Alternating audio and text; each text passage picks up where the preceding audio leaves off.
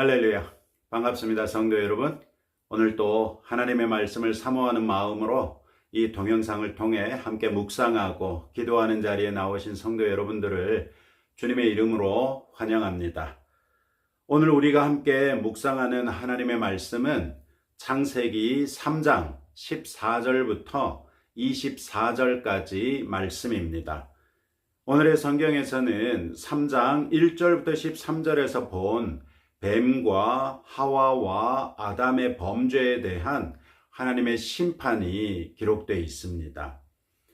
하나님께서는 창세기 3장 8절부터 13절에서 아담과 하와가 하나님께서 금하신 선악을 알게 하는 나무의 열매를 먹은 것을 아시기에 이르지요. 그리고 그 이면에는 뱀의 속임수가 있었다는 것도 발견하십니다.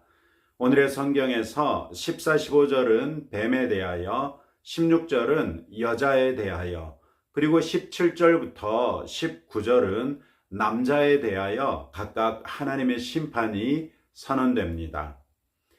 뱀에 대한 심판은 배로 다니고 살아있는 동안 흙을 먹을지라는 것이었습니다. 이것은 뱀의 범죄에 상응하는 벌로 가장 밑바닥을 기는 비천한 존재가 되는 것을 말합니다. 또 꾀는 자와 꾀임을 받은 자 사이에 적대적 관계는 대를 이어서 지속되겠지만 결국 여자의 후손이 뱀의 머리를 상하게 하는 치명적인 타격을 주게 될 것을 말씀하십니다.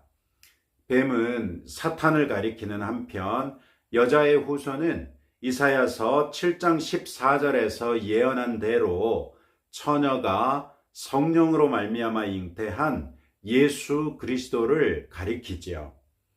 따라서 사탄의 미혹에 빠진 모든 사람들은 예수 그리스도를 믿는 모든 여자의 후손들을 방해하겠지만 예수님은 사탄의 결정적인 권세인 사망 권세마저 깨뜨리고 근본적 승리를 거두셨습니다.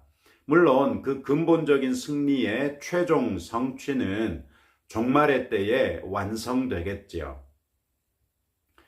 여자에 대한 심판은 내가 내게 임신하는 고통을 크게 더하리니 내가 수고하고 자식을 낳을 것이며 너는 남편을 원하고 남편은 너를 다스릴 것이니라. 이렇게 말씀하십니다. 출산의 고통이 없을 수는 없겠지만 여인의 죄로 인해 그 고통이 크게 더해진다는 것입니다. 사실 대부분의 산모들은 큰 두려움을 안고 분만실에 들어가지요. 그 분만의 수고는 때로는 목숨을 건 과정이 되기도 합니다. 또 한 가지 여자에 대한 심판은 그녀는 남편을 원하지만 남편이 그녀를 다스리게 된다는 것입니다. 이때 원하다라는 단어는 4장 7절에서 하나님께서 가인에게 죄가 너를 원하나 라고 말씀하셨을 때 사용된 단어와 똑같습니다. 즉 죄가 가인에게 영향력을 미쳐서 그를 주관하려 했던 것처럼 아내가 남편을 주관하고 조종하려 드는 것을 말합니다. 아내로서 남편의 돕는 배필이 되어야 하지만 오히려 남편을 좌지우지하려는 경향을 말하는 것이지요. 그러나 그 결과는 어떻게 됐습니까? 오히려 남편의 다스림 아래 놓이게 된다고 말합니다. 돕는 배필로 창조된 아내와 남편은 원래 대등한 관계였습니다. 그러나 하와가 아담을 범죄에 빠뜨렸던 것처럼 남편보다 우위에 서려 했던 것을 지적하면서 하나님께서는 오히려 그 죄로 인하여 평등했던 관계가 주종의 관계로 바뀌게 됐다는 것을 말씀하시지요. 남자에 대한 심판은 땅이 저주를 받는 것과 그로 인해 파생되는 연쇄적인 수고와 죽음입니다. 하나님께서 창조하신 땅은 모든 식물과 동물은 물론 사람까지도 창조해낼 정도로 나름 존귀한 상태였습니다. 그러나 아담의 범죄로 인해서 땅이 저주를 받게 됩니다. 이는 아담이 그 땅의 흙으로 만들어졌기 때문이었습니다. 그런데 땅이 저주를 받아서 가시덤불과 엉겅퀴를 내게 되니 그것들을 먹을 수 없는 인간은 수고롭게 농사를 지어야만 땅의 소산을 먹을 수 있게 된 것입니다. 뿐만 아니라 범죄로 인해 죽을 수밖에 없는 존재로 전락하고 말았습니다. 이런 사실들로부터 우리는 죄의 영향을 명확하게 알 수 있습니다. 죄는 먼저 하나님께서 만드신 창조 질서를 왜곡시켰습니다. 이 왜곡으로부터 모든 악한 것들이 발생했습니다. 하나님께서 창조하셨을 때 뱀과 여자의 후손 사이에는 아무런 긴장도 없었습니다. 그러나 죄로 인해 그 관계가 틀어지고 적대감이 생겨나게 됐으며 사람은 사탄의 미혹에 항상 노출될 수밖에 없는 존재가 되고 말았습니다. 마찬가지로 죄는 남편과 아내 사이의 관계도 변질시키고 왜곡시켜서 갈등을 초래했습니다. 대등한 관계에서 피차에 도우며 하나님의 뜻을 이루는 존귀한 존재였던 남편과 아내가 서로 우위에 서고자 갈등을 빚을 수밖에 없는 관계가 되어버려서 평안이 없어지고 관계의 복을 누리지 못하게 된 것입니다. 또한 죄는 본래 하나님께서 의도하지 않으셨던 수고를 가중시켰습니다. 임신과 해산의 고통이 크게 가중됐고 땅의 소산을 먹기 위한 수고를 피할 수 없게 됐습니다. 에덴 동산의 모든 과일을 마음껏 먹을 수 있었으나 이제 인간은 에덴 동산에서 추방당하고 먹을 것을 자기의 수고를 통해서야 비로소 얻을 수 있게 됐습니다.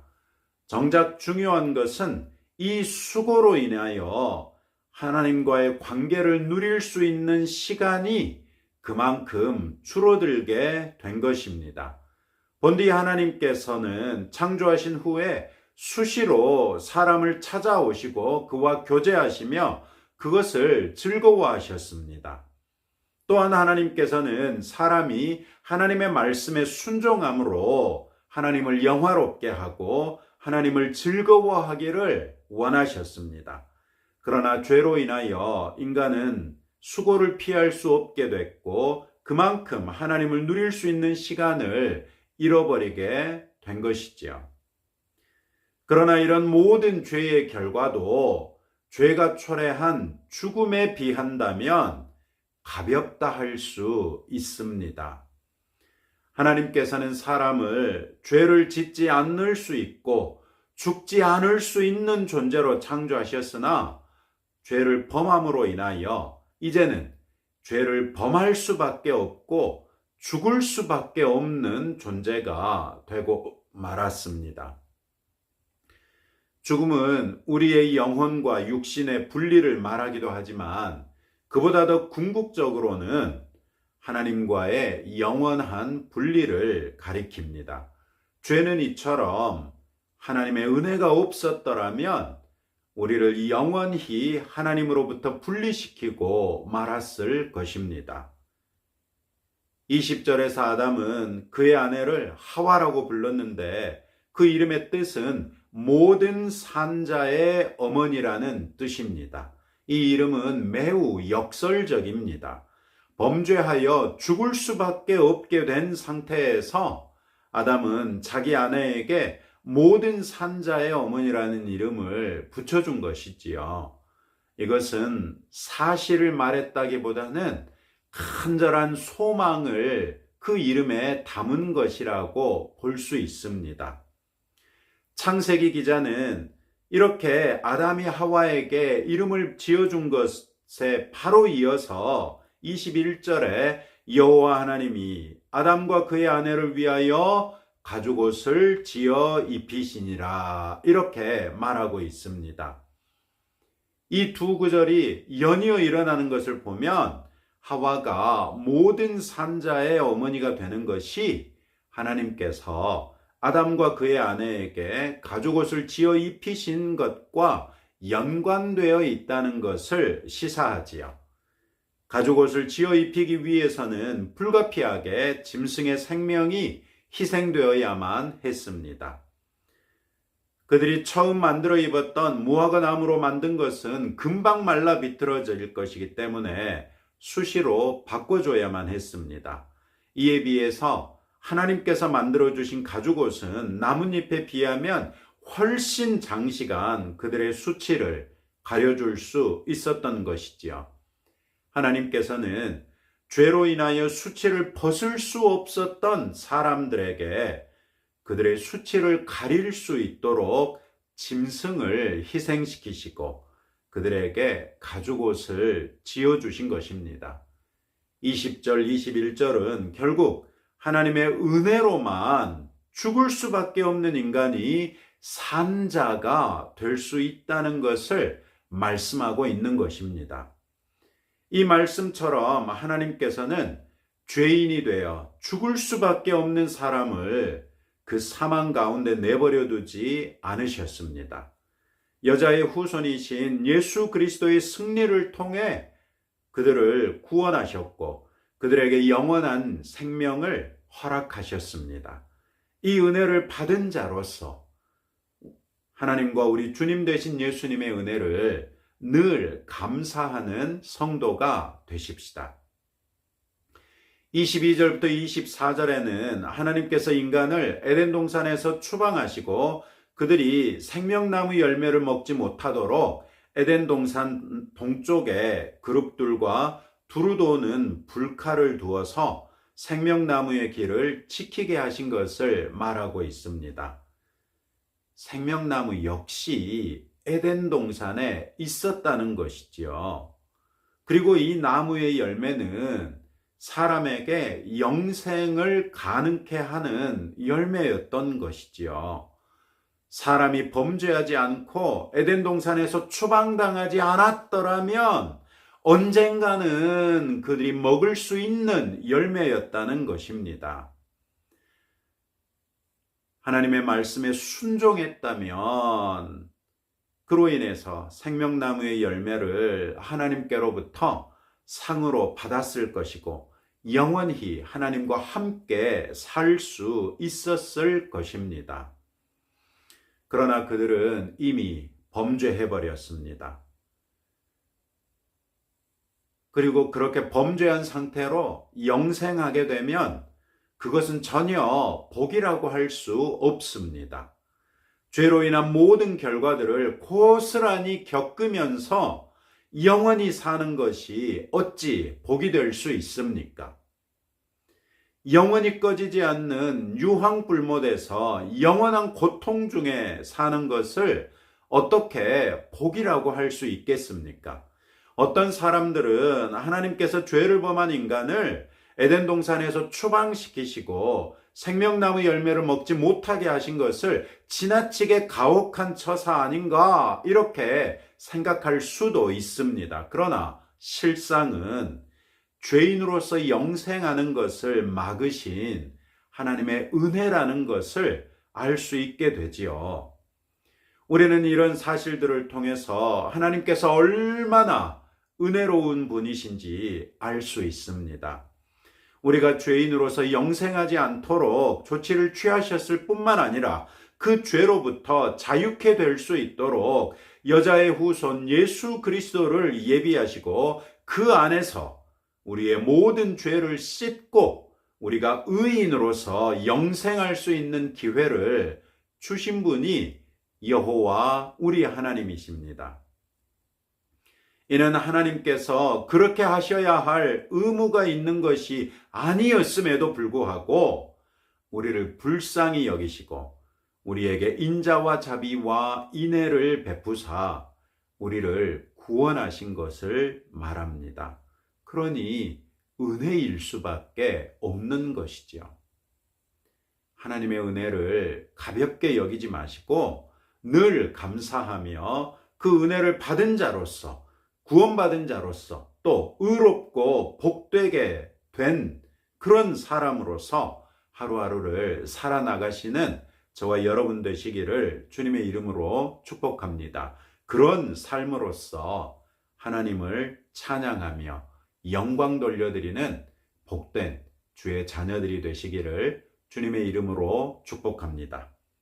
오늘도 이런 말씀을 붙들고 다음과 같이 함께 기도하겠습니다.